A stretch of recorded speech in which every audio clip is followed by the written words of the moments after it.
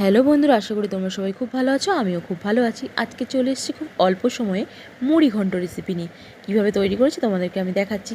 প্রথমে আমি মাছগুলো ভালো করে নুন হলুদ দিয়ে মাছের মাথাগুলো ভেজে নিয়েছি। তারপরে একটা কড়াইতে কিছুটা তেল দিয়েছি। তেলের মধ্যে জিরে, তেজপাতা, শুকনো লঙ্কা ফোড়ন দিয়ে আলুগুলো ডুমো করে কেটে রেখেছিলাম।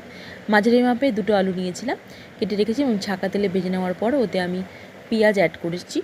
পেঁয়াজটা ভালোভাবে লাল কালার করে ভাজার পরে আমি ওতে 1.5 চামচ আদা, 1.5 চামচ রসুন বাটা অ্যাড করেছি এবং তার মধ্যে পেঁয়াজ কুচি, টমেটো কুচি অ্যাড করেছি। তারপরে ধুয়ে রাখা গোবিন্দভোগ চালটা আমি অ্যাড করেছি। আমি এতে 50 গ্রাম মতো চাল অ্যাড করেছি এবং তারপরে নুন, হলুদ, জিরের গুঁড়ো এবং লঙ্কার গুঁড়ো তোমরা আন্দাজ মতো দেবে, যেহেতু এটা মিষ্টি মিষ্টি হয় ওই জন্য বেশি লঙ্কার গুঁড়ো ইউজ করার দরকার নেই।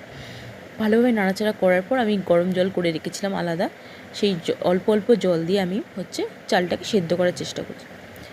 সেদ্ধ হয়ে গেলে আমি এতে মাছের মাথাগুলো দিয়ে দেবো।